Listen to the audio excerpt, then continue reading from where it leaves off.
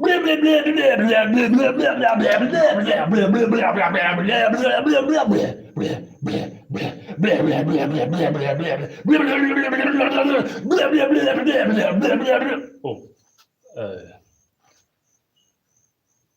hi. Everything's normal here. Nothing to report. Everything's fine. Anyway, what was I going to talk about today? I mean, hello everyone. Yep. How you guys doing today? Oh, okay. How's my video coming in? I was just doing a microphone test a minute ago. Yeah, that's what it was. Oh, very good, Mr. Landfill. Excellent. All right. Oh, hello, Joe Blow. I hope you're having a good evening. Is it evening? It's evening here, 7 o'clock. So, I titled this video, "Hey Builder, it's Jeff S. How you doing, man?" Okay. Talker. Yes, this is Jaimie Talks, right? I'm not building anything. I'm just Jaimie Talksing. And acceptance is the first step. Yes. What flavor of beverage tonight? Well, do you want to take a look at what I'm drinking? Oh, here, let me show you the fancy sign. I just need to pick you up here and bring you over. Let me just move some stuff out of the way. There we go. 100% pure condensed sky beer. Yeah, comes from the sky. It's rainwater. Comes right out of this thing here. Oh yeah. All right.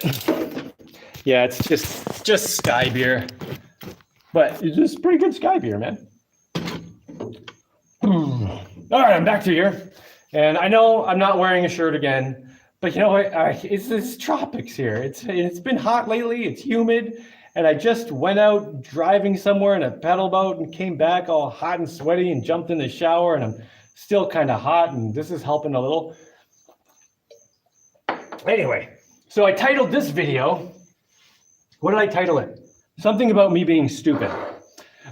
Yes, I know I'm stupid in a lot of different ways, but I'm going to talk about one particular way I was stupid recently. What flavor of beverages? All hail Jaimie. 5 p.m. here. Oh, it's early for you, Joe.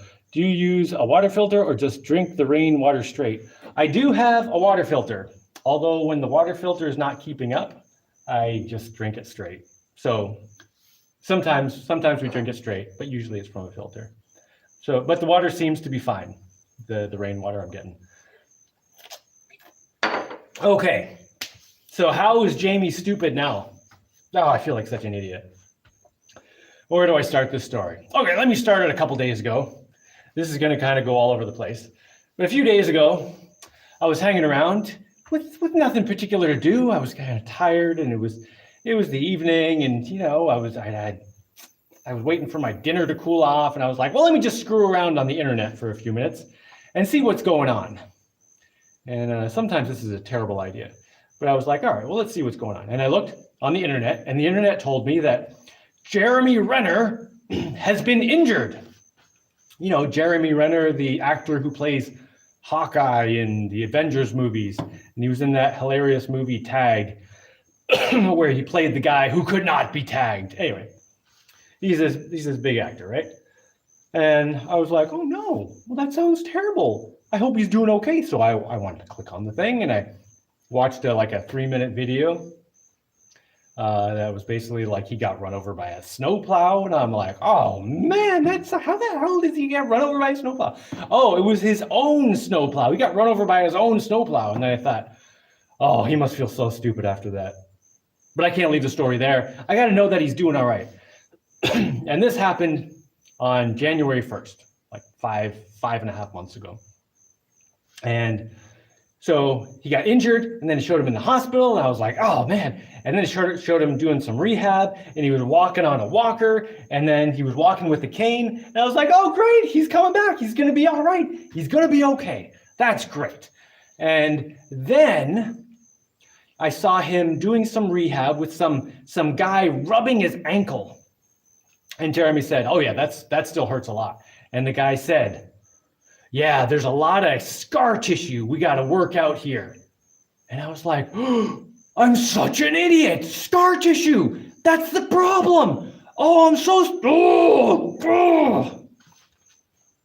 So let me back up a few years now, right? A few years ago, I decided I was going to build this house. In fact, this house right here, the house that I'm in, this one right here, and there, the house that I'm in right now. I was like, I'm going to build this house, and it's kind of huge. It's like 4-story thing. It's a big building, and it's concrete. And I built it by myself with my own hands. And I was like, you know what? This is going to be really hard. So I'm just going to take a year and just focus on that and let everything else go, except for my kids. Like I'm going to hang out with my kids and build the house, and everything else is being put aside, right? So I start building this house, and it's tiring and hard, and I'm working hard. And as the year is going on, the weird thing is, I thought it was going to take a year, and it took like almost exactly a year to build, which is maybe I just paced it that way. Anyway, by the time I was 6 months in, no days off, just going all the time. I was just moving so slow and sluggish, but I was still carrying heavy stuff. So it was just like all this slow twitch muscle usage, just dragging my butt through for another 6 months, right? So finally I got moved into my house. I got the thing up, the roof's on, I move in. And I'm like, you know what? I feel like I need to start running again. So I built this concrete path around the outside of my house. My house is pretty big, so it's a pretty decently long path. I mean, it's something like 40 laps to a mile, but don't quote me on that. Something like that though. So after I got this path done, I was like, all right, I'm going to start running again. Because running has always been a big part of my life. And after this year of just like slogging through, just like pure strength, endurance, and just dragging myself through, I lost all my springiness. And ever since I was a little kid, I've been very into running and jumping. And, in high school, I did track and field, and I won all this crap. And then, at university, I did track and field, and then I did club track after that. I was always very springy and jumpy and runny and stuff. And I like that. I like being able to run around. It's something I enjoy a lot, right?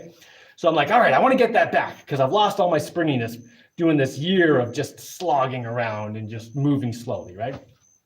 So the next morning I got up and I ran a little over a mile. I made sure I got at least a mile. So I ran a mile around my house, like 40 laps. I think I did 45 just to make sure I was over. And it felt amazing. I felt so good. And I was like, all right, yeah, I'm just going to start with 1 mile. I feel like I could do a lot more. And, back in the day, I would run like 10 miles every morning and it was no problem. So I'm like, if I just run 1 mile every morning, that's starting real slow. I'll be able to work up to 10 miles pretty soon. Yeah, everything will be good. Second day, I ran another mile in the morning. Felt amazing. Third day, I ran another mile and my calves kind of started cramping up a little, but I got it done. Fourth day, couldn't finish. My calves were just like just knotted up and just can't do it. So then for the next 6 months, I was doing all these calf raises and one leg hops and just doing weights on my legs and stuff and just trying to get my calves really strong again because everything else felt fine. My butt muscles, my quads, my hamsters, everything else was fine. It's just my calves were a mess, from my ankles up to my knees. I was just like, oh. So I was doing all this calf rehab, and when I was running, but I was trying to make sure I didn't overdo it ever. And 6 months later, I was springy and bouncy again, and I could run around and jump and stuff. And over the next 6 months, I was just on fire, bouncing around and jumping, and everything was great. But I noticed as that time was going on, I started getting these little sorenesses that kind of kept increasing. They weren't stopping me yet or anything. But then at some point, it started getting to the point where my calves were just cramping up. Every few weeks it would happen. And then I'd be like, all right, now I have to spend a week just doing swimming in the morning instead of all this running and jumping. So, and then, after a few days of doing swimming, my calves would be fine again, and then I could go back to running and jumping. But this kept recurring. It kept coming back. And here's where I got really stupid. I started thinking maybe I'm just old. Maybe this is just the way it is. Maybe I'm just old and that's it. And you know what that is? That's a self-fulfilling prophecy. Because maybe I'm just getting old is a perpetual excuse for anything. Like by the time you're like 25, you can use, well, I'm just old as an excuse for anything, right? So because my head was thinking, well, maybe I'm just getting old. This is something I have to deal with. I wasn't thinking about how to actually solve it like an idiot. And then the other day, I was watching this video about Jaimie Renner, who had an injury, and then some guy was rubbing scar tissue out of his ankle. And I was like, oh, of course, obviously. I just did like a serious year of like just strengthening a body part with lots of high impact and lots of strength training and all this stuff on my calves. And of course, they're going to build up all the scar tissue because it's getting damaged and stuff. And once upon a time, like when I used to do track and field and stuff, I would spend like an hour every night sometimes, like just rubbing my calves to get the scar tissue out of them and get the knots out and stuff. You know, but I eventually got to a point where my legs were so strong, they didn't get damaged like that anymore, and I didn't have to do that anymore. But when I was strengthening, I always had to do that.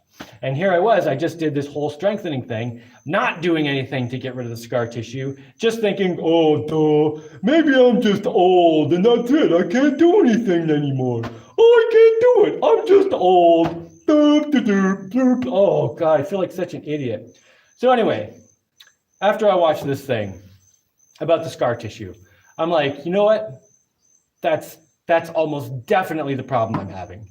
So I got out my little, it's like a like massaging thing. It's one of those heavy duty massaging things that's like, and punches the crap out of you. Like it's the kind where you have to be careful. The thing might hurt you. So I took that to my one calf for like 15 minutes, and then I put it on the other calf and just gave my calves a serious, like shook the crap out of them, right? And then I stood up. They felt amazing. Oh my God. And that was, that was a few days ago, and now I've done it a few times, and my legs feel so amazing right now. And now I feel like such an idiot for thinking, oh, duh, maybe I'm just getting old, and that's it. There's nothing I can do. There's nothing I can do except just accept it and be stupid and not fix anything. Oh God, what a moron. I feel so stupid about that. Because once I realized, I gotta make sure I don't think that crap again. Because all that was doing was giving me the excuse to not try to find the actual solution. And now that I found the actual solution, it's so much better, like fixed instantly. All I had to do was be like, what is the actual problem? Not the bullshit excuse. What is the actual problem? And is there a fix? And yes, there's an obvious problem that I'm totally aware of because I've gone through all this stuff through years of running and stuff. I know what what's it called? Scar tissue buildup feels like. It feels like exactly what my legs felt like a week ago. And I know exactly how to get rid of it. So anyway, my legs are feeling amazing.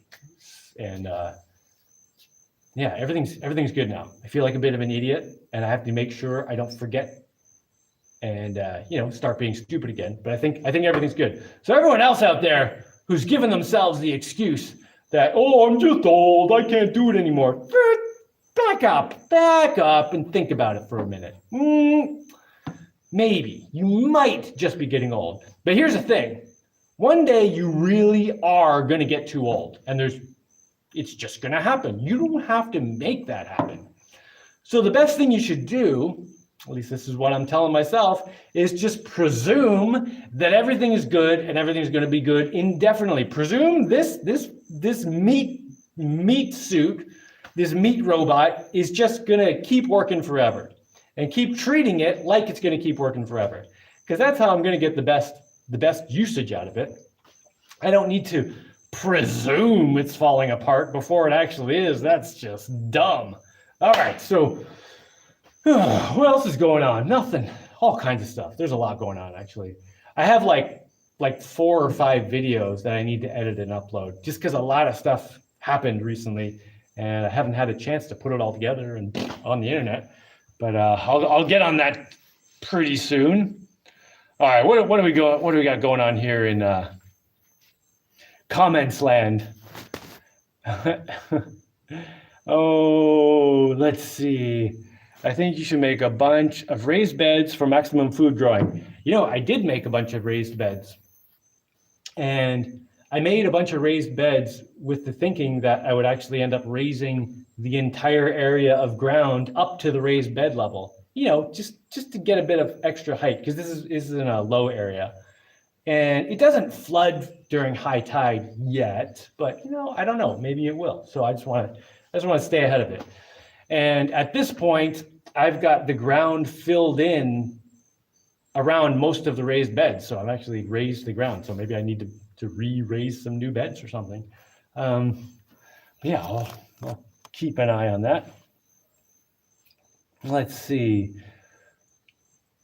Cool. I never heard of scar tissue from strength training. Glad to hear you healed your calves. Oh yeah, scar tissue from strength training. Yeah, totally. So when you do strength training, particularly high impact stuff, but you'll get this like lifting weights or anything like that. When you feel sore the next day, that's because you've torn up your muscles, like little microscopic tears. I mean, if you have a big tear, you will definitely know it. But it's very common to get these little microscopic tears, right? And they heal pretty quick. You feel super sore the next day and you're like, oh God, I feel terrible. But then, a few days go by and you're okay. That's because your muscles heal and they heal stronger. And that's kind of how you get stronger. But because you're damaging something and healing it, you're making scars. But you can break up those scars and then, your blood will take away the scar tissue and you'll be left with, good muscles again that work. But if you let the scar tissue build up too much, like I was stupidly doing, it starts just kind of like causing problems. It makes it so your muscles start getting knotted up. It's just like there's all this crap stuck in your muscles. So you have to like get it out of there. What else? I miss here. What's the dome ceiling look like under night illumination? Let's see what we got here. That's my little. Oh, this is what I shine my light at, so it bounces down and makes good light. There's the roof way up there. Very good, very good. And then I'm in a shadow. Oh, there we go. Oh, I love this place. That's so high. I don't know if you can tell in the video, but that is so high.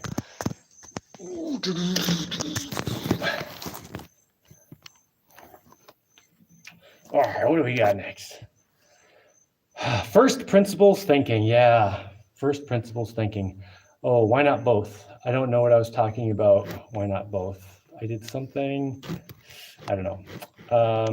Oh, I have a great excuse. I'm getting old and fat. Very funny, very funny. Hey, it's Tomators. Hold on, Tomators. Can I? Oh, God. Can't do it. I'm trying to make Tomators a moderator, but I can only do it if I'm at the end of comments. I think that's what it is. Because otherwise, if I push on someone's name, it just scrolls. Still blows my mind. You built that place. What a great build. Yeah, thinking about building this house. Oh, man. Although there are a lot of projects in my past that are like that, where I don't really think about them after it's done, because it's sort of agonizing. Like if I think about it, I'm like, oh yeah, that was like going through hell, sort of. Yeah, anyway, I'm very glad it came out well. Finally got to watch the show. Tomators, yeah. Let me just scroll to the end for a second, see if I can get Tomators to be it. Ooh, add as moderator. Tomators, you're now a moderator. Yeah, good. Raised beds let you fast track your soil building endeavors. Cool. Why is it specifically raised beds, actually? I'm wondering that. Not that I think it's wrong or anything, but what is it about raised bed that's different than just doing it on the ground? And is it mostly to do with the drainage, or is it just the fact that you're starting with all new dirt because you make a thing and you fill it with stuff? Have you tried ChatGPT? Thoughts? I've not done anything with ChatGPT. I don't know. Thoughts? I don't know. I guess I feel like I have my own thoughts. I don't need to get some computer to tell me what to think. I don't know though. Yeah, I don't know. I don't know what to think of ChatGPT. I think in general, AI is like Pandora's box comes to mind, like it's playing with something we don't understand and could go horribly wrong. Oh, in a lot of ways. I don't know. I don't have anything to do with it though, and I can't do anything about it. So it's nothing. Yeah, I don't know. I guess I don't have any huge thoughts about it. I'm mostly trying to figure out how to get my boats amazing and myself amazing as I can get, and grow food and stuff like that. Back in your track days, do you remember one of the head coaches by the name of Gord Zubik? I seem to remember a Gord. Did he go by Coach Gord or something? My coach in high school was Coach Russ. It wasn't everyone else called him his last name, but I felt like I needed to familiarize myself with this guy to an excessive degree. So I just started calling him by his first name, Coach Russ. And we got real close, and he's the best coach I've ever had in any sport, including when I went to university. And I actually had one really good coach at university, and like one horrible coach and one mediocre coach. But my high school track coach, he's the best coach I've had in any sport. And I've done a lot of different sports. I've had a lot of different coaches. That guy was amazing. The acoustics in the dome don't seem echoey. Good sound. Yeah, it doesn't sound echoey because the other side is so far away that the echo will get here like 45 minutes from now. So it's so huge. No, I'm just kidding. Well, I think what it is just there's lots of stuff in here now. It could also be because, here, let me show you. Hopefully you can see this. So, it's got all these it's got all these squares, right? And I'm guessing that kind of messes up the echoiness a little. But although if you're standing right in the middle of the building, it's probably pretty echoey, except there's a lot of stuff in here now. So yeah, it's a little bit of a mess. It's not even that it's that much of a mess. It's just there's a lot of stuff on the first floor because I don't have the second and third floors built yet. So all the stuff that I have planned to go up on the upper floors is all on the first floor. So there is a lot of stuff on the first floor. So I'm sure a lot of that absorbs the sound. Let me comment then. LOL. Thank you, Tomaters. I think that was actually the comment I did it on. Thoughts on anti-aging diet. Anti-aging diet. I don't really do anything particular myself. To me, well, I feel like I should just eat healthy all the time. And when I was a kid, I ate way too much sugar. And now I eat almost no sugar. I mean, I eat sugar if it's in something, like if I eat an apple, I'm not gonna surgically remove the sugar with some weird chemical process, but I don't add sugar into anything. There's no bag of sugar in my house. Actually, I don't even know if there's anything sweet in my house. I'm looking around. Oh, I have some raisins. Raisins are the sweetest thing I have in my house. And I think that's the only actual sweet thing I have in my house that's kind of sugary. But sometimes I have bananas. Bananas have sugar. But anyway, I don't add sugar to anything.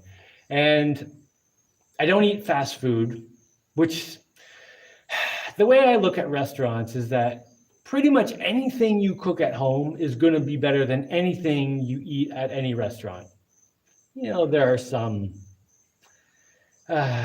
some caveats there. It's not, there are some rule breakers there. But generally speaking, what you cook at home is going to be more healthy, presuming you care a little bit. I mean, obviously you could just deep fry everything at home and fill it with sugar and what's that stuff? What's that terrible sweetener you're not supposed to eat? I don't even remember what it's called. Anyway, you could make terrible food at home, but if you're being conscious of it, you want to try to cook pretty healthy food. If you'll cook healthier food than you'll get at a restaurant. So I always cook at home, and I generally make pretty simple food. Like here's squash soup. Oh, doesn't that look beautiful? Ignore my blackened pot because I cooked it on a fire. But this is squash and salt. I mean, there was some water in there at the beginning just to make sure it didn't burn, but that's probably all boiled off. So my squash soup is just squash and salt. Although I had it with chili, which also had oregano from the garden, and the other oregano from the garden, and some katuk, which is this leafy thing, a bunch of stuff from my garden. I don't know, anti-aging diets. I feel like just eat pretty well, regardless of your age, and exercise, and not just exercise, but like lead an active lifestyle. As I found that when I'm living off grid and I get up in the morning and I just start doing things, even if I'm not on purpose exercising, I'll be in better shape than when I go and stay in some place for a few months where I don't have all this stuff to do all day. So I'll purposely, go on runs and do all this, exercise stuff. I'll always be in better shape when I'm in a place where I'm just leading an active lifestyle. And another huge part of health, is the mental health, like your mental and spiritual health. And I think this is one that gets neglected a lot. And a lot of it has to do with living a life that you feel good about. So for me, I need to have a lot of freedom. I feel stifled very quickly if I start facing rules, particularly rules that I don't agree with. So I move to a place where I can have a lot of freedom. And, a lot of basically my survival depends on what I do. And I like that kind of lifestyle. That resonates with me. It works for me. So whatever makes you feel like you have purpose, or like you're living the right kind of life, like you got to find that kind of life, and then just everything works better. Like you'll be happier, less stressed, and just your energy will flow better because you won't be all tense and cutting off your own circulation. You can relax, and your blood can flow, and everything can work better. Like you got to figure out how to feel good about your life. And unfortunately, there are a lot of people, often people who are close to you, who will try to stifle you. And a lot of times they won't even mean to do it. They're trying to help you or whatever, and they won't listen to you, and they'll just try to force what they think you should do upon you. And you gotta figure out how to get around that stuff. And maybe that means cutting people out of your life that generally presume they're a part of your life for life. And you might have to have a difficult conversation, or a difficult just walking away from those kind of people, and find the kind of people who are supportive of what makes you feel right. And chase the things that you think are important and you think are valuable, like all this stuff, like living a good life. It has such a huge effect on your health. All right, now I've gone on a huge rambling thing there. Woohoo, tomatoes. Thank you, Jaimie. Can't spell worth a crap. Yeah. Raised beds, all new super soil, environmental control, weather, crabs, etc. Yeah. Boat does look amazing. Oh, the boat looks so good. I got the seats in. I think yesterday I got both both seats in those big yellow seats, those things I got from Z-Box. Why is there a company called Z-Box? I don't know. Or is it Z-Box? Or maybe they're Canadian. I think British people say Z as well. Anyway, got them from Z-Box. These nice chairs. And they're both installed on the boat. And they're adjustable. They move forward and backwards. Whoa! Oh, so nice. They're so comfy. It's the most comfy boat I've ever made. Plus, I have the new batteries in there. And it's not all wired together yet because I have 2 of the batteries, and what I'm supposed to do, this company, Redodo, who I got the batteries from, they recommended charging one battery fully, then disconnecting that, charging the other battery fully, then disconnecting that, and then connecting the batteries to each other in parallel just to get them leveled out. And then, you can connect them into the system and everything. So I connected one battery to the solar panels through the charge controller, and left it for, I think, 3 days, and it was totally charged. It was probably charged after 2, but I wanted to make sure, so I left it for 3 days. So now the other battery's been plugged in for 2 days now. So maybe tomorrow I'll say it's fully charged, or the next day, depending on how much sun there is. And then I can wire everything together, the speed controller and everything. There's not that much left to do. And then the boat's totally functional. Like the pedaling works, and the seats are in, and I have to put some floorboards in, but I can drive it around without all the floorboards in. But yeah, I'm really happy with that boat. It's really, so nice. And yeah, I'm having a difficulty with the other boat I'm working on. So the other boat, I got a really nice battery. It's from SOK, S-O-K, and they're supposed to be it's like a really high quality brand for these lithium iron phosphate batteries. So I was really lucky to get one of those. I got it for free. So that's in the boat, and I was gonna connect it to the charge controller, and I was all excited because this battery is just on its own. It's not connected to another one, so I don't have to do the whole charge one, then the other, connect them, blah, blah, blah. They just put it together and I can go. And I was all excited. I was like, ooh, I can drive this boat like today if I get this wired in. So I put the battery in there. I get out this charge controller from Victron. And the charge controller, its default setting is to charge nickel cadmium. No, not nickel cadmium, lead acid batteries, right? No one uses nickel cadmium anymore. Its default setting is to charge lead acid batteries. And I'm like, okay, I just have to switch it to lithium. And it was advertised to do that, so I know it can do that, right? Except there are no buttons on the stupid charge controller. Apparently, you have to get a cable, either a USB cable or a Bluetooth cable, neither of which is cheap. And then you have to download their stupid bloated software and do a thing, connect it to some other machine, computer or phone or something you're just supposed to hopefully have. And then you can program it that way.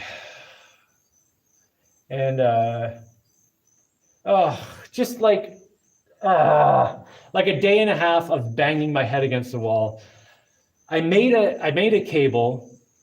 The computer all recognized something was plugged in, but I couldn't get it to recognize the thing. I went through all this troubleshooting, downloaded drivers, checked the cable, tried a different cable, checked all the connections. It's just like all the troubleshooting computer crap you do when you have one of these problems that needs to be fixed. And finally, I found this guy in town, so it's like a whole day to get there and back, who has one of these cables. And I was like, all right, I can't get this stupid thing to work with the homemade cable. Plus, I read online that the Victron guys were complaining that people were making their own cables. And they were being really arrogant and dickish about it too. And, the more I learned about their company, the more I was just disgusted. And then I just got to a point where I was like, what am I doing? Why am I wasting time with this thing? I've already wasted a day and a half trying to get this stupid thing to work. And now what, am I going to spend a whole other day driving to meet some guy in his sailboat and borrow his cable, inconveniencing him and just wasting a whole day just trying to get this stupid thing to work? Or do I just cut my losses, move on, and get something else? Because this is ridiculous. It's just getting ridiculous, you know? Like the stupid thing just worked. Like they could have just put one freaking button on the thing that I could push and change some settings. But no, they need me to jump through all these stupid hoops. And I realized they are the Apple computer of off-grid stuff. Like when you buy one of their products, you're not just buying a device that will do something. No, you're buying into a system. Oh, so yeah, I'm not buying any of their stuff again. I mean, so I put it aside. I'm not going to smash it with a hammer, which I was definitely tempted to do. I'll use it for something at some point when I have some dumb thing I need to charge that's a lead acid battery. And anyway, so I'm just buying something else. So now I have to wait a month. At this point, it should be like 2 or 3 more weeks for the new thing to come. And this time I'm just going to get a Renogy charge controller, because I got a Renogy charge controller for I feel like I'm just talking in brand names right now. Anyway, it's irrelevant. So I got a Renogy charge controller for the other boat, the Tiger Shark Slicer, at the same time as I got this crappy Victron one. And I put it in, and I was like, okay, I need to set it to work for lithium batteries, not the lead acid. So let me open the manual. And like a minute and a half later, I had it done. You know, it was like, okay, push this button. Okay, then it's blinking, then push this until it gets the right thing, and then push. Oh, okay, there, it was easy. It came self-contained. It had the buttons. I could do everything. I didn't need to buy any extra stuff. I didn't need to download any garbage, freaking apps, and oh my God. So anyway, for now, I'm just going to stick with Renogy things, because presuming that thing continues working, that'll be good. I mean, I don't know what the longevity is, but it was easy to set up and everything worked and great. So yeah, my little white boat, which I should have been driving around by now, is now on hold for 2 or 3 weeks while I get a new part. Anyway, that's what's going on with my boats. Boat does look amazing. That's where I went on that huge tangent. Yep. Okay, are carbs from sourdough easier on the gut biome than non-fermented flour? Oh, 100% yes. Absolutely yes. So, excuse me, I've got like itchy neck because it's been so hot that I'm getting like heat rash. I should probably not scratch at all. You know, when you start getting heat rash and it's just like, anyway. So sourdough versus like regular flour. And I just buy the cheap flour that they have at the store here. I just get like a 25-pound bag of white flour. It's just what's available. For a while, I was making bread with that and the yeast you buy at the store. So it was just plain flour, you know, with the yeast. And I found that if I let it rise overnight, you know, it would start fermenting a little bit. And I liked the bread a lot more if I let it ferment overnight. And then eventually I was like, you know, I just need to get a sourdough starter. So I got a sourdough starter from Deshana because she's had one for years. And now I've had it for like a year or so. And I mean, you basically take my sourdough is called Bubbles, by the way. It's got a name, it's Bubbles. So I gotta feed Bubbles tonight before I go to bed because I actually ran out of flour and I didn't feed Bubbles this morning. Anyway, you take a blob of like the blob of stuff and you put it in some flour with a bit of water, and then it all starts reacting together, and the blob basically eats the flour and converts it into something that's much easier for a human to digest. So yeah, when I ate the bread that was just like normal flour turned into bread, I could eat a few pieces and then I'd start feeling like total garbage, you know, just like, that's what I feel like. Like I'd eat a few, like if I ate a big old sandwich of regular flour bread, I'd eat it and I'd just be like, man, I do not feel the greatest. I don't want any more of that. But with the sourdough, I can eat like a whole loaf of the thing and I feel totally fine. Not that actually I do occasionally eat an entire loaf. Like if I'm going on a trip to town or something and I need something to take with me and I made a loaf the previous day, there might be like a little piece gone or something. I'll just take the whole loaf with me. And I always make coconut bread too. It's got a lot of coconut in it, so it's not just flour. It's just, it's a little better for me. Well, a lot better for me. It's got all the coconut. But I'll eat like the whole loaf of bread, like on the way to town and back, and feel totally fine. So yeah, the sourdough is way easier to digest, feels much healthier to eat. Yeah. He was big in Ontario track meets. I was big in Ontario track meets. I broke a lot of, okay, I'll just talk about this for a minute. High school stories. Yeah, I know. Well, I did a bunch of different sports in high school, but the one I really focused on most was track and field. And once I got to the point where I was good, I went 2 years undefeated in the 800 meters. I also did some other events. I did like high jump, and I wasn't undefeated in that. But like, my main event, 800 meters. I went undefeated for 2 years. I broke a bunch of track meet records. No like world records or anything, but like the meet record or like school records or like, track, just like little records. I broke a bunch of that kind of stuff, which was really fun. And then I won the 800 meters at the provincial championships twice at OFSA. Nobody knows what OFSA is except people who live in Ontario. And that's why I got recruited to run at university. Can't wait to see you starting to mill. Oh, you didn't see? Oh, mill the floorboards for the second floor. Oh, yes. I can't wait for that. Well, I kind of have to wait. Yeah, once I get these boats wrapped up, that's kind of the next big thing to do is figure out how to get logs from the jungle. All right, go away, bug. This is bug just flying around. I've killed it. Oops. Okay, so yeah, the next big thing I have to do is figure out how to get the logs from the jungle to here, some sort of transportation route. And I'll use the tiger shark slicer to move them through the water. Either put them on the boat, and the boat can hold a lot of weight, or just drag them behind. It's really not that far from where my bigger piece of land, it's like 25 acres, 24 acres of jungle, just like right over there. There's not very far to here.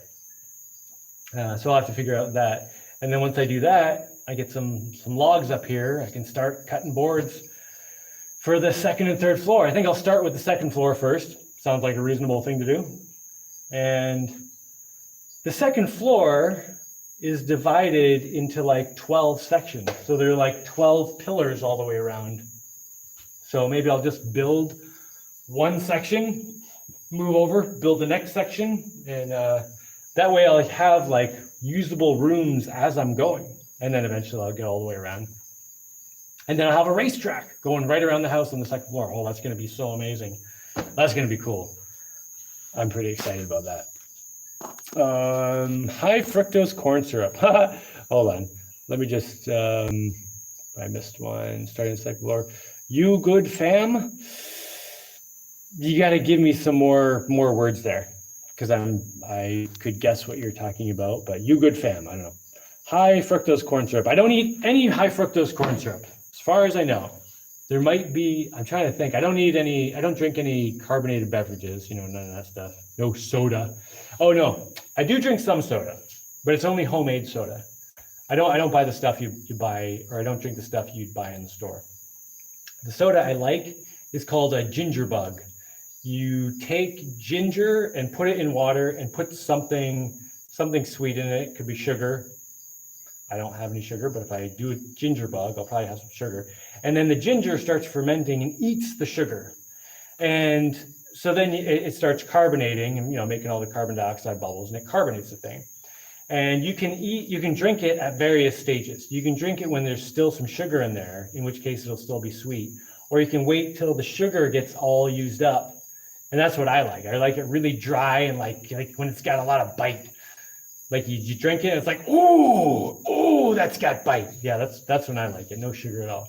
But yeah, no, I don't eat or drink any high fructose corn syrup, and I pretty much always cook myself. It's coffee sweetener. I don't drink coffee. Aspartame, aspartame, I don't have any of that either. Squash soup looks tasty. Yeah, squash soup. No sugar in that either. That reminds me, tomorrow I'm going to make salsa with cilantro from my garden. First time growing cilantro. Oh man, I love cilantro. Some people don't like cilantro. I don't know. I don't know why. To me, cilantro just tastes like freshness. Like it just, that's what it tastes like, freshness. Oof. Love cilantro. I'm not growing any at the moment, but I should be. Although, I don't know if I can grow cilantro, but I can grow this variation called culantro, which tastes like exactly the same. It's just a little bit different plant. That reminds me, are you interested in growing your own coffee? Well, I don't drink coffee. I did briefly have a coffee tree, although when I got it, it had one tiny little leaf on it and it was almost dead. So when I planted it, it kind of died.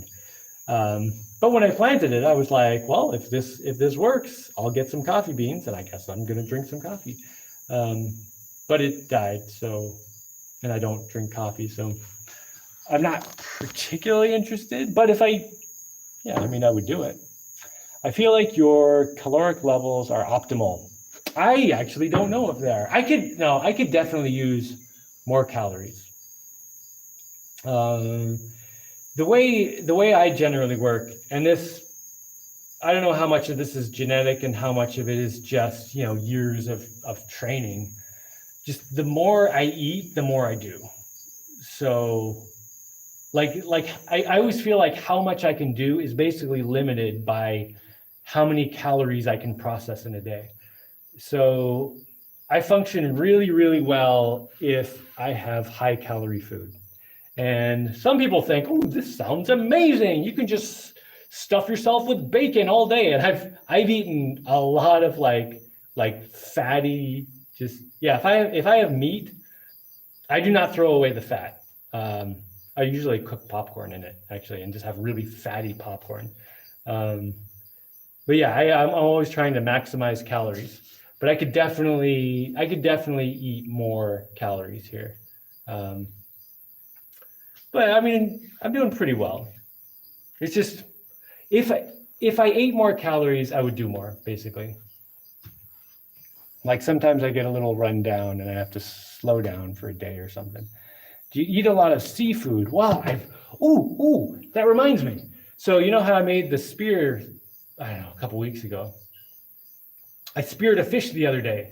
It was like, well, wait, I don't want to shortchange myself. Okay, honestly, about that big. Yeah, it's about that big. I think it was a Crevel Jack, if I remember correctly. So it was a pretty good size for like a good dinner for my family, not just for me. So yeah, my spear totally works. I didn't get video of it because it was one of those situations where I was somewhere waiting for something, and I was like, well, let me just jump in the water and see if I can get something, and I got something in like 10 minutes. And it was this area where there were like almost no fish. And I was swimming around looking, nothing. And I was like, man, it looks like there's just nothing around, there's no fish around here. And then just as I was like gonna swim back to my boat, and I was holding the spear kind of like this. Okay, the kind of spear I made it's the kind where you've got a spear and there's a rubber band attached to the back. I mean, it's not literally a rubber band, it's like surgical tubing, but I'm just calling it a rubber band. So there's a rubber band attached to the back, and you put your hand through the rubber band and you pull the rubber band and grab the spear. And that way the rubber band is loaded, and then as soon as you let go, the whole thing shoots out and stabs your fish. So it doesn't have long range or anything. And it's pretty uncomfortable to hold in the cocked position. So I kind of hold it like this when I'm swimming around so I can be ready to cock it. And just as I was giving up and I was going to go back to the boat, I saw this school of a whole bunch of fish swim past, and I was like, oh, boom. And I wasn't even sure if I was going to hit anything, but got him right in the right spot, like right through the gills. And yeah, it worked very well. Yeah, went right through them. The little thing, that keeps them from escaping worked. Everything was good. I'll try to get video of that at some point. Do you eat a lot of seafood? Oh yeah. I find these lives so hard. Oh, these lives, like what I'm doing, so hard they hit home. I'm trying everything to do better my own situation, but it feels like nothing is changing. Sorry, the mosquito. Okay. Don't get down. I know, like, I feel like I can relate to what you're talking about. I'm trying everything I do to better my own situation, but it feels like nothing is changing. Okay, so I often feel like that. And one of the things that actually reminds me that I'm making progress in a lot of things is these videos. So often I'll get some video of something and then I won't get to edit it for a week because I'm just busy doing things, right? And then I'll go to edit it and I'll have this feeling like, man, I'm working so hard, I'm doing all this stuff, but I feel like I'm not going anywhere. And then I'll start editing this video and I'm like, whoa, I didn't even have that done. How long ago was this? Must have been months ago, and it's like a week ago. And then I realized, whoa, in the last week, I've done all this stuff. Now that doesn't mean that's your situation. I don't know what's going on for you, but for me, like, it's really easy to get sucked into this downward spiral of feeling like you're not getting anywhere because you don't see the progress you're making, or sometimes the progress you're making just isn't apparent. A lot of times I'll be in situations where I'm trying to make some kind of progress on something, trying all kinds of different things, and like nothing is working and I'm not getting anywhere. But the thing is, I am actually making progress because I need to weed out all these things, try all these different things. And as long as I keep pushing and pushing and pushing, eventually, the obstacle cracks. And that's the thing, when you're trying hard to figure something out and make progress and solve something and get somewhere, keep going at it, keep coming at it from different angles, keep trying things. Because if you don't give up, the obstacle eventually will. So, yeah, man, don't give up on yourself. The most important thing is just to keep going and keep trying. You never know when you're going to get some kind of break. Don't count on it. Don't count on anything else coming to help you. Just keep trying your best and keep pushing as hard as you can. It's like as hard as you can sustain, and just keep going. And that's all you can really do. And in life, that's kind of what life is. You try your best and hope that at some point you're going to get somewhere. And that's it. And the best chance of actually getting somewhere in your life is just to keep putting this effort in. Just keep trying, keep doing everything you can. Take care of your own health. That's a hugely important thing for anything you're doing. Take care of your own health.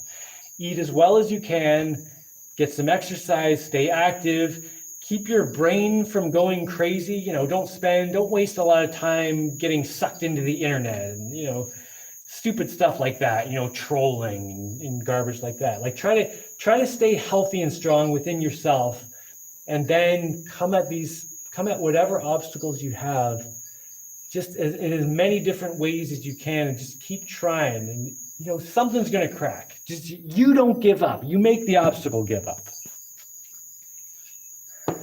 Oh, do you still occasionally catch fish in a trap? Yes, I definitely catch fish in a trap. The trap is in the water right now, actually. We had, I don't know, something from the trap the other day. I don't remember what it was. Some fish. I guess I should get video of that at some point. I want to see the flooring go in. Yeah. Oh, me too. I know. I got really close to just buying the boards for the flooring. In which case the whole, like the second and third floors could be in right now.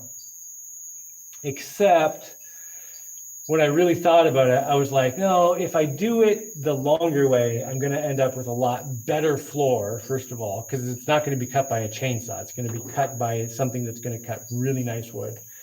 It's going to cost a lot less. And at that point, I'll have all the machinery to do more, to do more boards and have all the setup and everything, which is something I want to do eventually anyway. Like I want to be set up to cut wood. So I might as well do it when I've got a huge thing of wood I need to do. So it's just taking longer to get the floors in, but better long-term results. So yeah, but I totally understand your impatience. What happened to the sailboat you bought? It's partially under the water right now. It's actually kind of a nice place to go fishing. I took a lot of stuff off it though. I took enough stuff off it to more than cover the cost of what I paid for it. But the hull of that boat was kind of a mess. It wasn't in very good shape. So, I might still resurrect it, try to do something with it, but it is in pretty rough shape. Okay, how different is the experience of the sun on the equator from northern latitudes? When I was in the high altitude southwest desert, the UV was very intense. How is the UV down there? Oh, the UV is fine here. It's I don't ever get sunburn. Well, I occasionally get like a sunburnt forearm, like if I'm going on a long boat trip or something, but generally I don't get any sunburn. And even if I get a sunburnt forearm, it's not that bad. The only place I've been where the sun was really just blazing through was South America, like southern Chile. And I went outside and I was like, oh my God, the sun is just so intense. And then I talked to some people and they're like, oh yeah, there's a huge hole in the ozone layer. So you go outside for 10 minutes, you are burnt. And like all the tourists down there were just like red and like blistering. Oh my God, I shouldn't say all of them, but I saw a few who got there and didn't realize how quickly they would get sunburned. But it was crazy down there. Here, I don't even wear sunblock or anything. I try not to stay just out in the sun, and I always wear a hat and always wear, a shirt when I'm outside. You can kind of tell I'm like pretty white, and then you can see the line of my neck. Oh yeah, got a nice tan line there, kind of. Well, I wear a couple different shirts, so I don't get a nice line, but there's definitely a gradient of white to brown. The biggest thing I notice is just the days here are always pretty close to the same. There's maybe an hour difference between like winter sunset and summer sunset. It's like 6 p.m. or 7 p.m. or somewhere in between. But where I grew up in Canada, in the winter, the sun went down at like 4 in the afternoon, 4:30. And then in the summer, the sun was up to like 10 or so, And I was in Alaska for a while, and I was far enough north there that in the summer, the sun just didn't go down. Like the sun went down, almost gone, then just came right back up. Man, the winters there must be pretty harsh. I never spent an Alaskan winter. Best app is no app. Yeah. Okay. This is talking about things where you buy a device and then you have to download some stupid app to get it to work. It's just, oh God, I hate that crap. Like if I buy a thing, I don't want to have to. I don't want to have the item, first of all, that it has to connect to. Like, what if I don't have a smartphone, which I don't? Well, now I do have one because someone just gave one to me. I don't even use it or anything. It's just sitting on a shelf. But generally speaking, I don't even have a smartphone, and I don't want to have one to be able to buy any products or, I don't want to have, yeah. Bill Burr, everyone knows that I love Bill Burr. I think he's hilarious. But he was doing a thing about, well, it doesn't matter what it was about, but he was talking about how he was trying to make toast in a new toaster, and the new toaster needed him to download an app just to make toast, and he was just like, what the Anyway, I don't even know if it was a true story or anything. Probably not. You don't have to download an app to make toast, do you? That'd be ridiculous. But I wouldn't be surprised. You get that dongle yet? No, I did not get the dongle, and I'm not going to get the dongle, and I'm not getting the dongle. I'm not jumping through the hoops. That's not, I don't want to buy into that. I'm not buying into that life. I gotta do something else. Haha. Renogy good, Victron bad. I will agree with that so far. I'm hoping the Renogy lasts As long as it lasts, it's great. Because it was easy to set up, everything worked fine. The Renogy charge controller that I have is a little weird in that you have to screw from the back. Like you have to put a screwdriver into the back of it to screw the wires in, which I thought was a little weird. I guess it's more aesthetically pleasing because then you don't see the screws in the front, but that meant I had to mount it on a hinge so I could tip it up and do the screw thing to do the hinges. But that's the only thing that I didn't like about it. Everything else was, easy to set up, and that's a pretty minor thing. It'll only affect it when I'm putting wires in and out, so whatever. I'm not going to get upset about that. One man needs 3 boats. Do you want to know how many boats I have? Well, if you count my kayaks, 2 kayaks. The boat I'm driving right now, the zombie chopper, 2 kayaks, then those 3 boats, and then I've got another boat. I've got 6 boats right now that function. I might be missing one too. I think but I definitely don't need all those boats. The boat I'm driving right now, I actually want to put up on land and kind of temporarily retire it while I drive the other 2 boats. And then, at some point I'll probably want to do something to it, and then I'll switch boats. There's usually like 1 boat that I drive most of the time, and then the other ones are kind of hanging around. Maybe I'm playing with them a little bit, and maybe I'll drive one of the other ones once in a while. The zombie chopper, the little white boat, the trimaran, that's my fastest boat. So I do drive that one once in a while. I mean, kind of regularly. Whenever I go on a really long trip and I don't have a lot of cargo, I'll take that because it's the fastest boat. But yeah, different boats are good for different things. So when I get the 2 boats that I'm working on right now, I'll have one that can hold a lot of cargo and one that goes fast. So they'll be useful for that. Dongle scammed. Yeah, dongle scammed. Hydrate. I need to hydrate.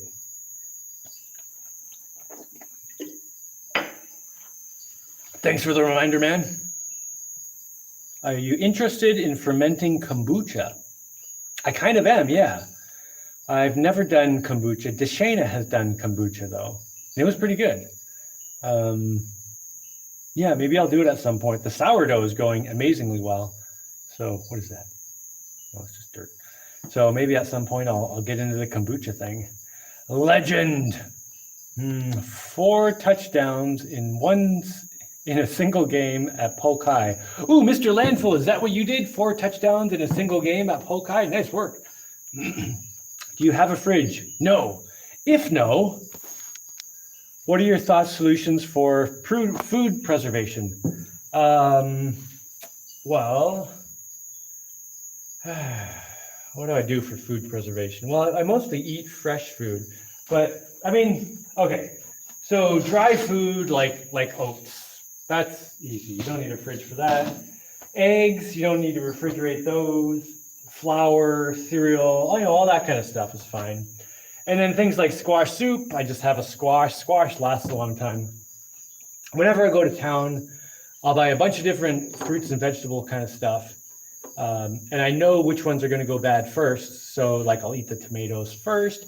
Although I also buy like a red tomato, a reddish orange one, an orange one, a greenish one, and a green one. So, over a week, they'll get ripe one at a time. And then, like zucchinis and peppers and stuff like that, they all kind of last different amounts of times. And the squash lasts the longest. So I'll buy a bunch of vegetables and eat the ones that go bad first, and just go through them. And, I can get like 2 weeks of vegetables that can just sit out. I had the squash that made the squash soup. Here, let me just show my squash soup again. Oh, there's my squash soup. Oh, yeah. It's just squash and salt. But that squash sat right here for at least 2 weeks, 2.5 weeks. Now, meat is the difficult thing. So Jaimie has a fridge now. So I'll go buy meat for both of us and just keep it in the fridge. And then every other day I'll go get some. Although before she had the fridge, a freezer is the part I care about more. She puts it in the freezer. But anyway, before the freezer, I would go to town and get like 10 pounds of frozen ground beef, and I would only buy it if it's frozen, and like a bag, I don't know, 5-pound bag of cheese, like shredded cheese. And I would put it in a cooler, and the cooler was actually the packaging for some big inverter or something, like, but it was really, it made a really nice cooler. So I'd put that in the cooler, and it would stay frozen for a few days, as long as I just opened it once, pulled something out, closed it, and kept it closed real tight. And it would last a few days before it actually thawed out, so I could eat stuff for a few days, as long as I wasn't stupid about it. But, I might get a fridge at some point. Oh, another thing that was going on for a while, before Jaimie got her fridge freezer thing, she was canning food. So here's some canned squash, actually. Well, it doesn't look that good. Come on, lighting, get better. Anyway, it's canned squash. And she was canning meat as well. And canned meat is not like canned meat in the store with all the weird preservatives and stuff. No, it was like, traditional canned meat. And that worked pretty well, but it's kind of a pain in the butt because you have to like can the meat. So I don't know, if things got to a point where, the apocalypse came and I didn't have a fridge, I'd probably want to just do a lot of fishing and make sure I got some kind of fish at least every day, and then have chickens, so get the eggs. And then I'd probably just eat the eggs as they came out of the chickens, not right out of the chicken, like the same day they come out of the chicken. So, I mean, eggs can stay out, not refrigerated anyway, but yeah, I think refrigerators are overrated. You totally don't need them. You can get away without them. Unless you have like some kind of lifestyle where you spend all your time on a hamster wheel. And hopefully everyone knows what I'm talking about when I talk about the hamster wheel. Because then you're just kind of trapped and you're very limited in what you can do. But if you're living kind of an off-grid lifestyle, you can definitely get around having a refrigerator. Although it is convenient to have. Let's see. Make a funicular track for the logs from the jungle. Funicular track. I have no idea what that is. What's a funicular track? I don't have anything to write with right now. All right, Jaimie, try to remember to look up what a funicular track is. Okay, right. I'm totally not going to remember that. Can anyone see my messages here? I am wondering if I am blocked or something, as Jaimie hasn't read my questions for the past few weeks. Get out of here, Vasco Zuzus. Have I not read your questions? Because I've been reading all the comments as far as I know. Did you comment earlier on this? Wait a minute. Have you been watching these after I've done them and then commented and it wasn't there? No, but seriously, I can totally see your message, Vasco. Yes. And I have not purposely skipped any of your messages. Although I usually am like 10, 15, 20 minutes behind on the comments. Because, I talk a bunch at the beginning and there's a bunch of comments. So I'm always behind on the comments. So if you leave a comment, you might disappear 5 minutes later, and then I'll get to it 5 minutes after that. So, yeah. And I don't start going through the messages faster until I get toward the end of the end of Jaimie needs to shut up now. I see a Vasco, but I have all messages instead of the default filter.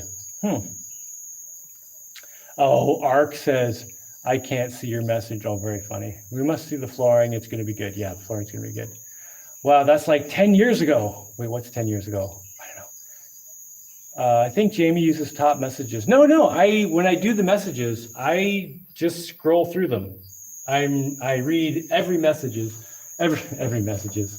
After I talk for a while, I start slopping my words all over the place.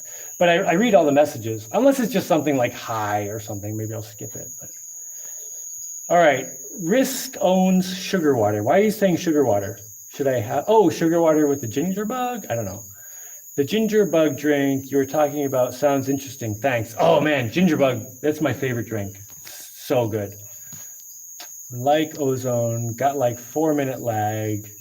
Well, it's not a lag. I'm just, or maybe, I guess you could call it a lag. What are your thoughts for not drinking coffee? I guess I don't have any particular thoughts about not drinking coffee. I just don't. I guess I don't see what coffee is going to do for me.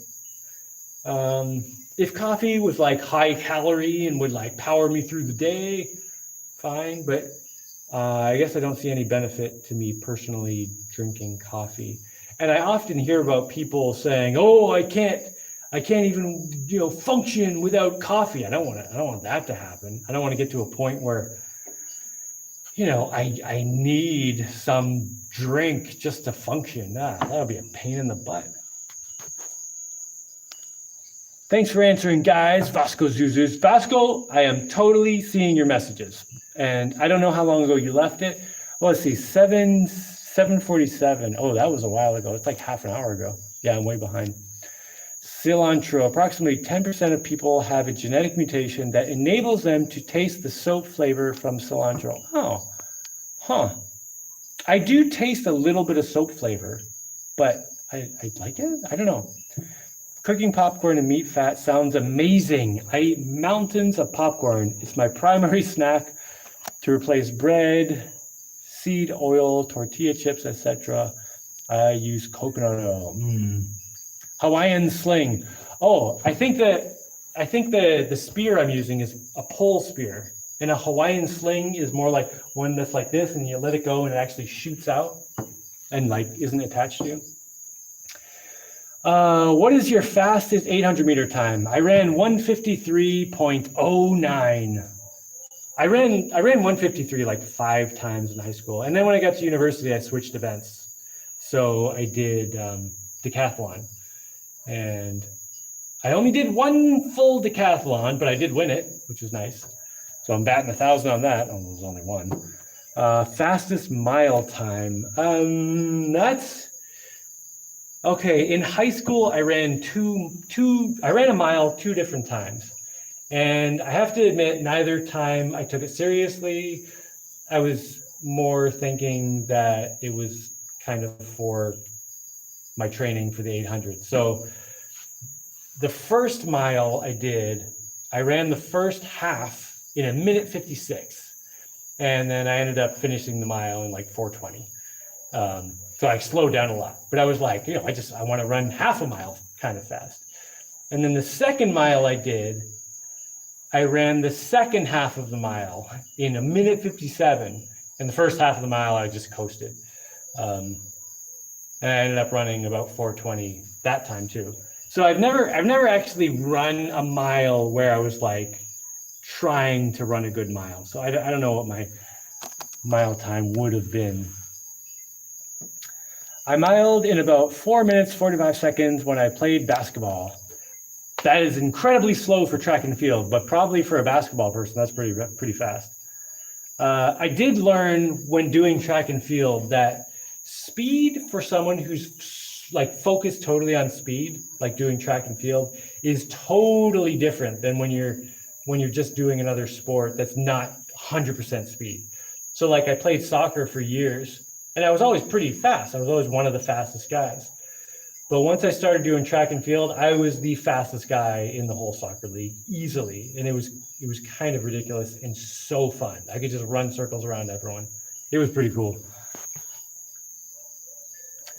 You would be good in medical science. Maybe, I don't know. I want to hear the morning regimen. The morning regimen, like what I do for morning exercises. I did a video pretty recently of one of my morning exercises. It was a Monday, and Mondays are the hardest day too. I wear a weight vest and hold some weights and do a bunch of jumping around and running and stuff. I don't know. It's probably like 20 or 30 videos ago or something. I don't know. It's probably called morning exercises, something like that. And it would be on Jaimie Builds, I think, because it was before I switched channels. before I like made 2 channels, I think. Let's see. Right, yeah. What gets measured gets done. What gets measured and fed back gets done well. What gets rewarded gets repeated. Well, maybe sometimes. It will be really interesting to see the variety of tropical wood you find and mill. Yeah, I'm not sure what wood I'm going to cut for upstairs yet either, because there are a lot of different tropical woods and I don't know them very well. Where I used to live, I knew all the wood, but I'm still learning here. Will you do a big island tour video once you have your house finished? You haven't done one in a long time. I don't know, I guess I should. Mr. Landfill says farmer tan. Yes, I do have the farmer tan. Yeah, that's not, it looks like my arm is in shadow, but no, it's in the light. Yep, that's just change in skin color. Oh, that totally looks like this is in the dark and this is in the light, but nope. Yeah, you just see my white butt. Do you ever troll a fishing lure? Yes, I do. With you on the way to town. Oh, I haven't done it on the way to town in a while, but I have before. But I've never caught anything on the way to town and back. I don't know exactly why. Because there's just no good fishing on that route. Maybe barbecue a fish for a mid-trip snack while en route. Oh man, I would not stop to cook a fish on the way. Maybe when I get back. Cat and the mouse. I don't know what that means. Oh, cat and the mouse when I was fishing. Cool, like how you get to the question, bro. Did you open the charge controller to see if it had adjustment for the battery type? Wait. 0 to 7, 7 for lithium according to the Victor website. When you went to their website, did you find anything about some setting I could change if I ripped the thing open? Because I didn't rip it open, but if there is any setting that I can do internally, I would totally rip it open. I don't care about warranty or anything. What actually happened to the houseboat? I have a feeling you didn't actually sell it. It sank or burned. What? I have 13 cars. Oh, I have 13 cars. I see nothing wrong with having multiple boats. Oh yeah, totally, man. Solar powered hydrofoil.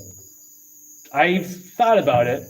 Okay, the reason I haven't gotten into hydrofoils is because I'm usually carrying, well, I'll go one way with no cargo and then I'll come back with a bunch of stuff. And you know, if I have a whole bunch of weight in the boat, it's going to be a lot harder to get up on hydrofoils.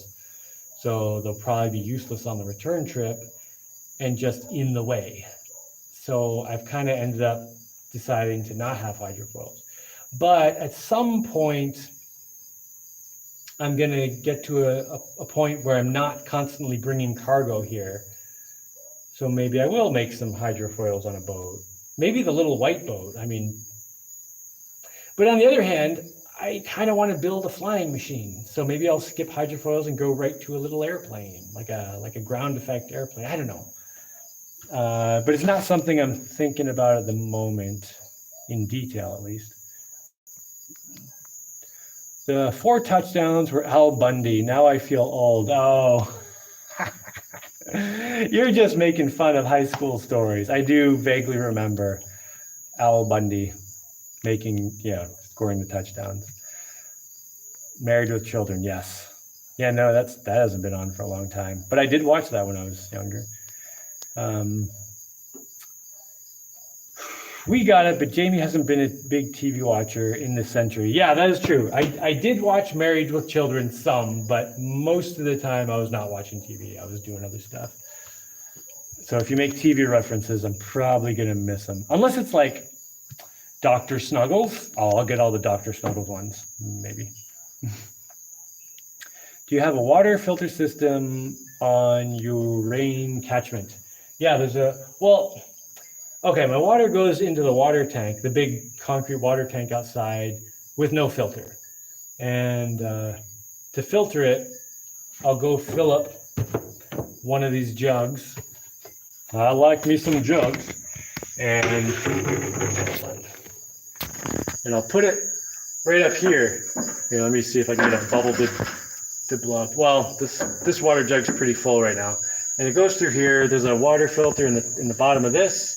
and then it comes down into this thing.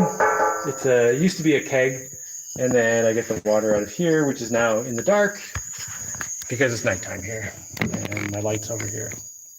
So I do have a water filter on the drinking water, but not on anything else. And I do sometimes drink the water straight from the thing without the filter, and I haven't had any problems yet.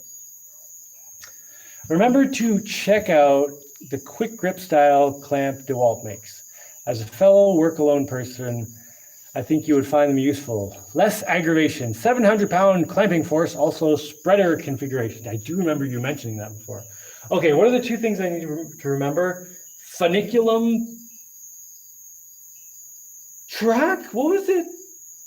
And DeWalt one-hand squeezy clamps. Okay, yeah, I need to start bringing a piece of paper and a pencil again. I was growing sprouts, only took a few days. Well, the problem with sprouts is then you're not getting seeds out of it, so you need to keep getting more seeds, right? Have you tried smoking fish? I have not tried smoking fish yet, no.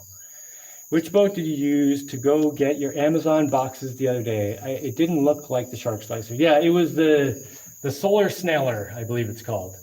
My green boat. It's the boat I've been driving for the last couple of years. It's been doing a really good job. It's like all beat up and stuff, and it's a really great boat. It's been doing very well, but I do feel like I want a bit of an upgrade now. But that boat has been very, very reliable and everything. Fresh, yes, we definitely do understand what you're talking about. I don't know what you're talking about 10 minutes from now. My question was if there was a website for downloading the Adventure Builder coloring book. If you go in the description here, is there a link to an Adventure Builder coloring book? There used to be. I'm not sure if there is anymore because it might have disappeared. But I can email it to you. If you send me an email and say, hey, Jaimie, can you send me a copy of the Adventure Builder's coloring book? I can send you all the pages, or even just the important pages that don't have words, the actual pictures. Unless you want the words too, I can send those too. I can send the whole thing. You're amazing, man. Thanks. What's the next vid about? Peace, man, Rolfie.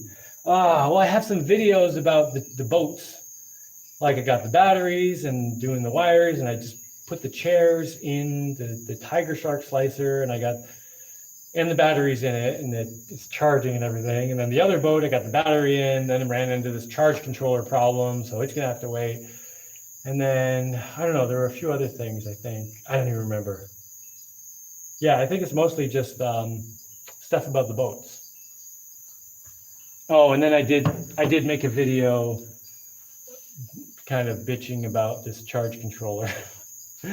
Because I'm not gonna try to return it and get the money back or anything, but I feel like I should give fellow off-grid people a warning. So maybe if they look it up, they'll be like, oh yeah, I need to not buy Victron stuff because it's going to be a huge pain in the butt. So let's see. The Adventure Builder Club website wasn't working. Yeah, the Adventure Builders Club website is down because I haven't had time to take care of it. So I just turned it off for a while. I kind of want to put a website back up because I still have the web hosting paid for. I'm just a one guy trying to do a lot of stuff, I'm pretty sure I don't know what you're talking about. Discussion of coffee drinking. Have you chewed coca leaves? No, I've not. 153 is pretty solid. 153 for the 800 meters. Yeah. I'm pretty sure coffee makes me scatterbrain.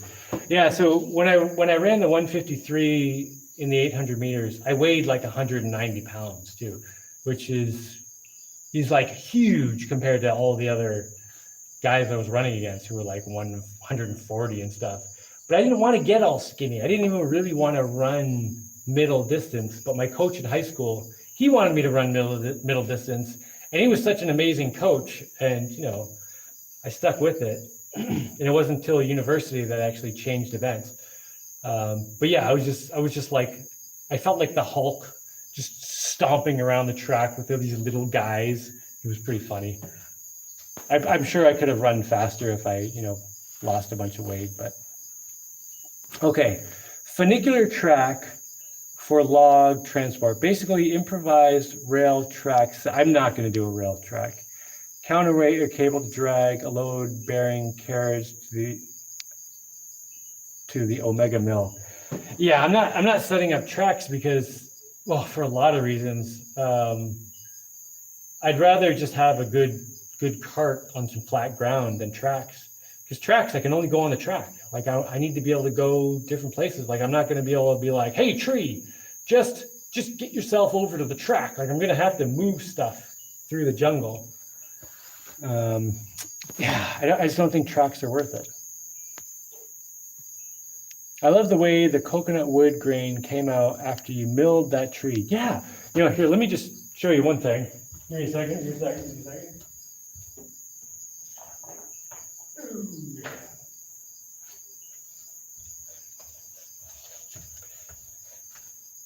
So these are both wood from the coconut tree.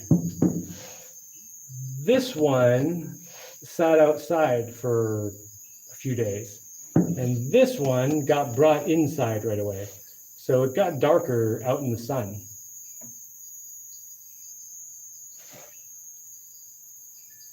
Yeah. And at this point, they're both dried out. Like it isn't a matter of just drying out to get the color change. Like it had something to do with being out in the sun, which I think. Like the video. Oh, thanks, man. Has doing these videos at night with the lights attracted a lot of bugs? It does attract a little bit of bugs, but not that much. Yeah, there's nothing going on right now, which is good. I squished one a little earlier. One good thing about having a light on is that, is that if there's a mosquito in the house anywhere, and the house is pretty huge, it'll come to the light and then I can see it and smack it. But yeah, the bugs seem to be all right. Can you take us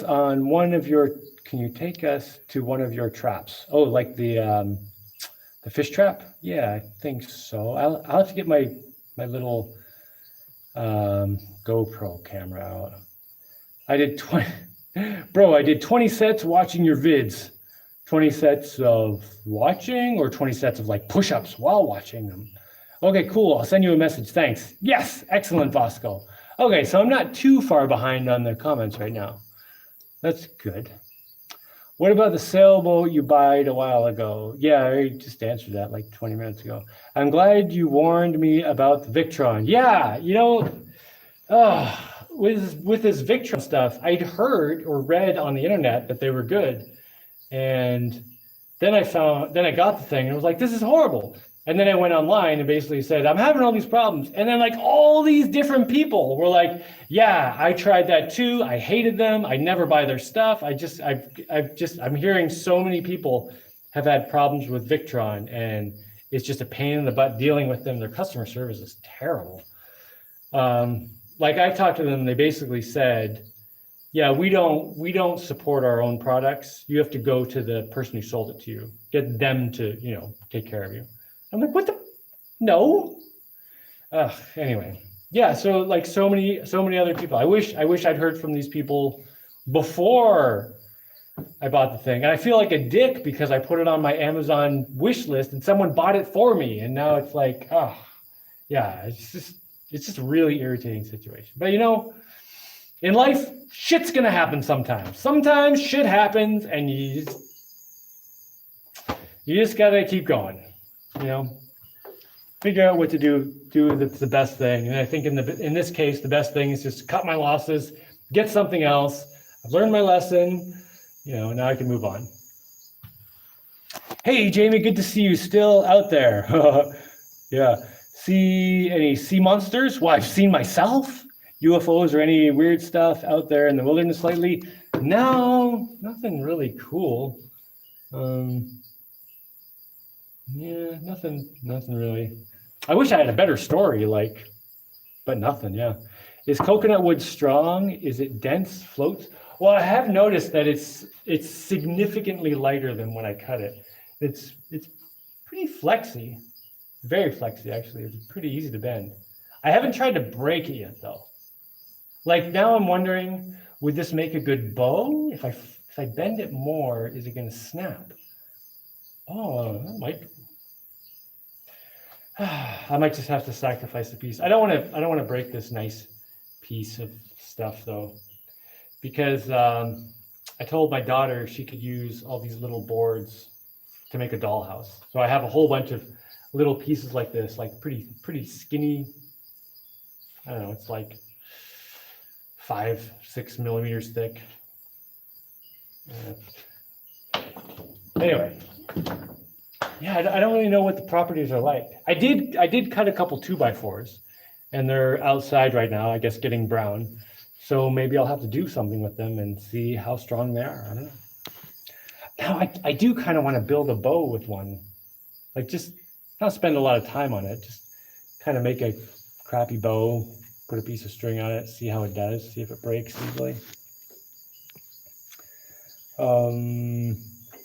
Funicular truck. I was thinking you were transporting logs to the boat and then boat to mill. I was picturing a track to the boat, but now I see what you were dealing with. Yeah, it's not like they're coming from one specific spot. Like the jungle is just, it's just all over. Like if I go into the jungle, I could make a track to one tree, but then what do I do about all the others? I have to take the track apart, redo it. No, I'd rather just have like a nice path and a cart with good wheels on it. Good ratcheting wheels that will go forward and not backwards, so I can, get it up hills more easily. But I'm not sure what I'll end up doing. We'll see. When are you getting the chickens? I don't know. 20 sets of 10. Yeah, I don't know when I'm getting chickens.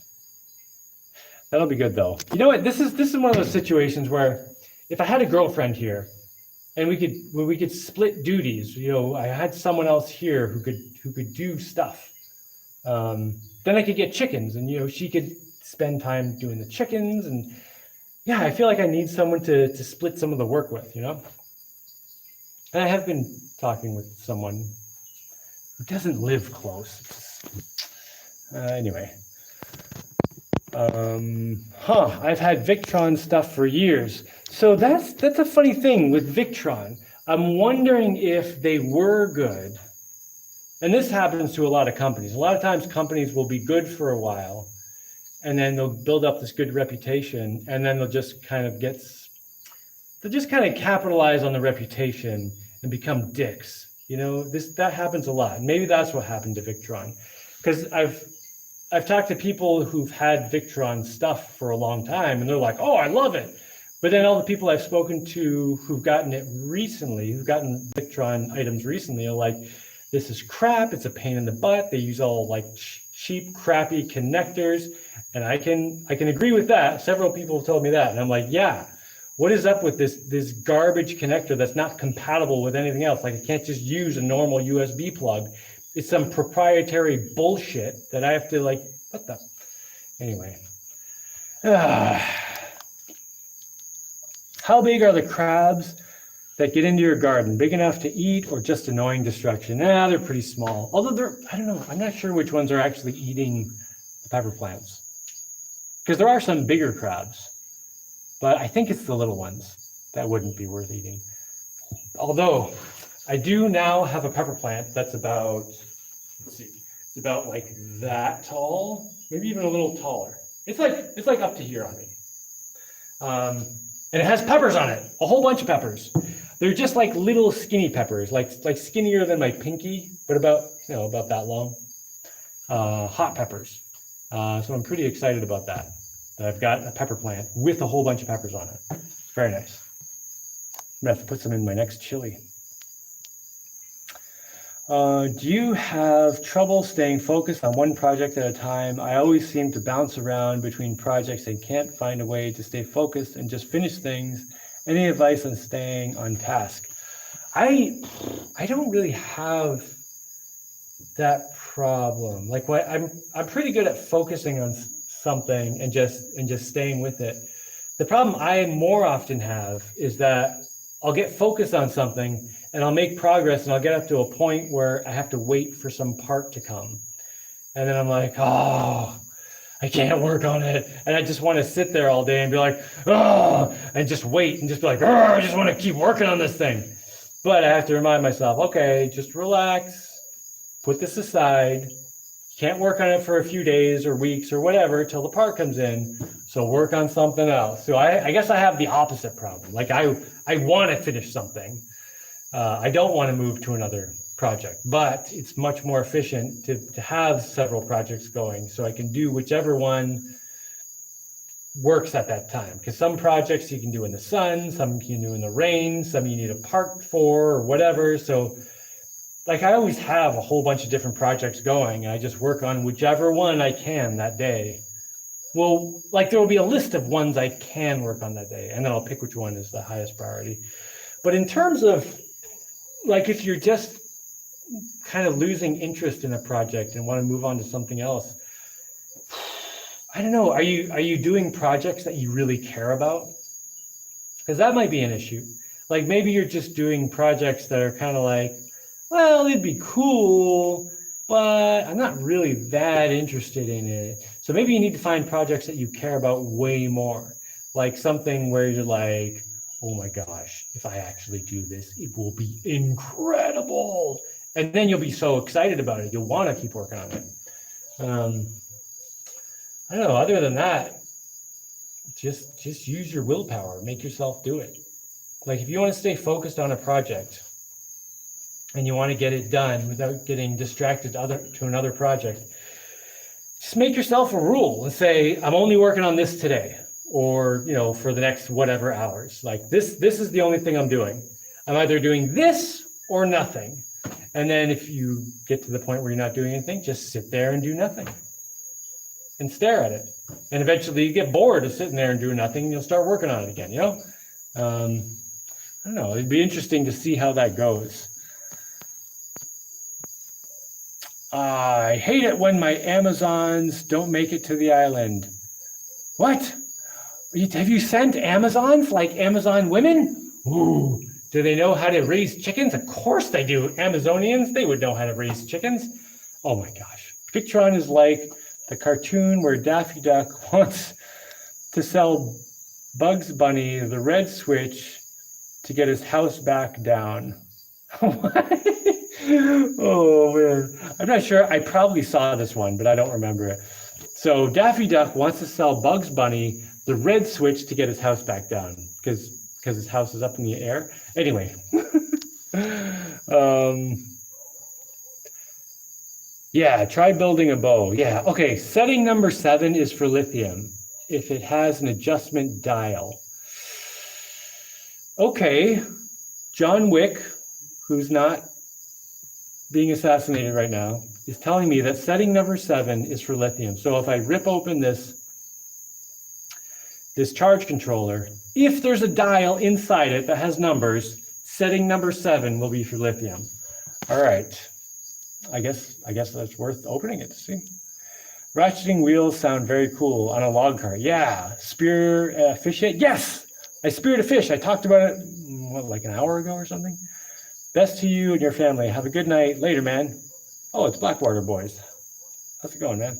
Crabs on a hook catch fish. They do. That is true. You can use crabs as bait. A pack of peppers. Is there a bug behind me? I feel like a bug was just. Pack of peppers, pickled peppers. What? Used to start fishing with rod and reel. Well, I don't need a rod. You know what I fish with, and it works totally fine, is just a line wrapped around, well, it's out on the boat. What do I have?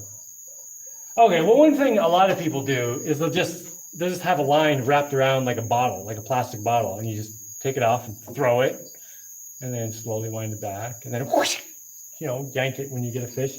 You don't need a rod. I've found a rod to be totally a waste of a rod. And I learned to fish that way from a guy in the Bahamas.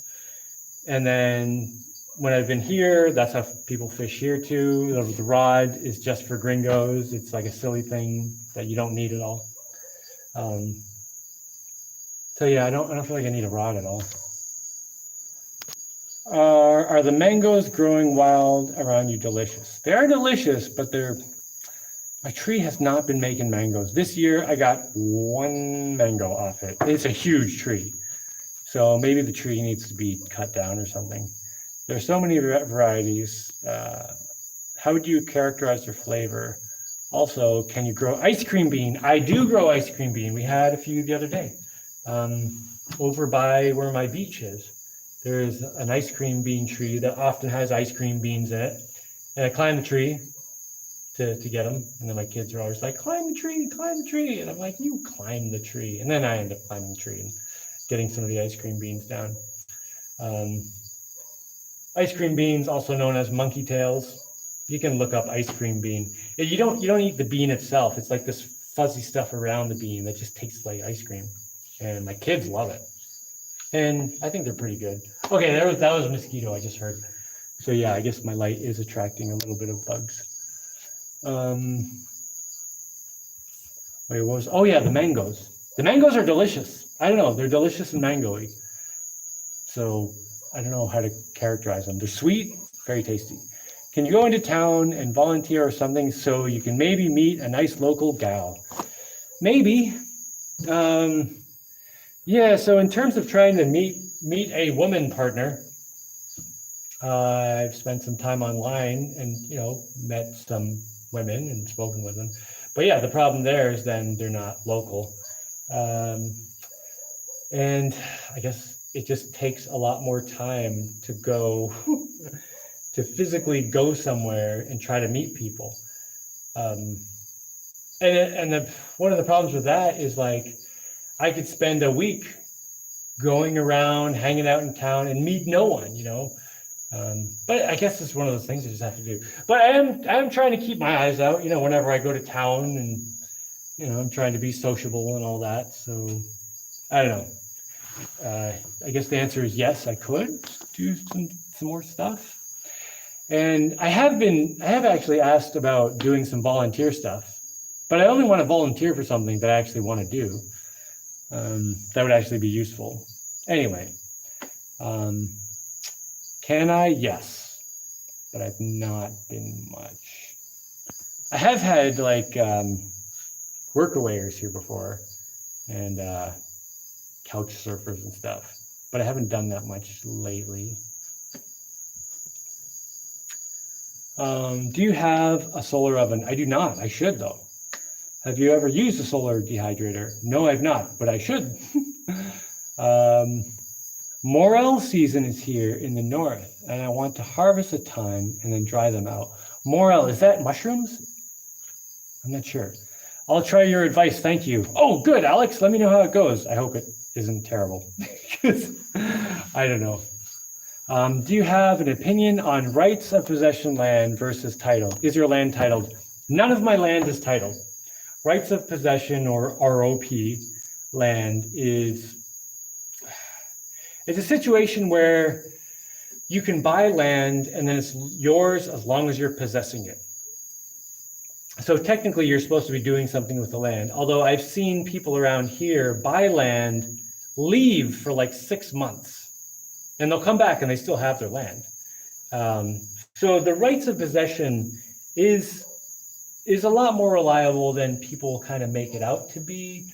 But I mean, I personally don't care if my land is titled or rights of possession, because the bottom line is, if the government decides they want to take your land from you, they're taking it. There's nothing you can do about it. Whether it's titled or you have rights of possession, or you have a deal with the Queen of England or whatever. It doesn't matter. Like, if the government decides they're taking your land, they're taking your land. When I looked at the website, it did not say where the adjustment was. Oh, okay. This is for the charge controller. Oh, congrats on catching a fish. Hope it tasted good. It did taste pretty good. Actually, it was good. Deshana cooked it into fish cakes. Yeah. I gutted it And then she cooked it, which was very nice. Fishing. I find a rod to be a waste of a rod. Yeah, I totally find it to be a waste of a rod. Mangoes don't produce every year. Yeah, no kidding. So the first 2 years I was here, my mango trees produced a lot of mangoes. And then for like the last, I don't know, like 3 years, they had like almost nothing. Like this year, I've gotten 1 mango. Next year will be huge for mangoes. Oh, well, I hope so. That would be great. My fruit trees like being pruned every year. Maybe I should prune my trees. Oh, I think my comments got stuck. Oh, here we go. Female mosquitoes are attracted to carbolic acid. Bacteria eat your sweat and produce this acid. Oh, great. Yeah, I'm not sweating much, but I am kind of hot. Also, only female mosquito hunt for blood. Yeah, those B words. Those mangoes must have gone up and man went. Wait. Those mangoes must have gone up and man went. I don't know what that means. I think there were a couple of videos about the bridge you were building, but no finished video. Did I miss one? Oh, well, I did get the bridge in the background of a video, one of the boat videos, when I was working on the tiger shark slice, right?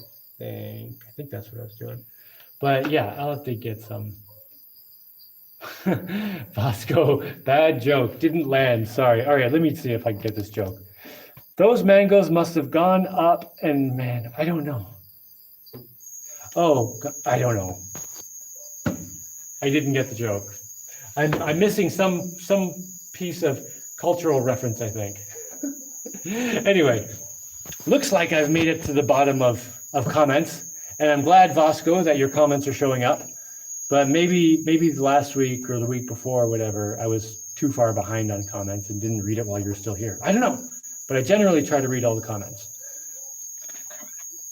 But I'm gonna get out of here. I'm gonna go eat the rest of my squash soup because I don't have a refrigerator and I need to eat the rest of it right now. Oh, it's kind of a lot. That's all right. I could definitely eat some food.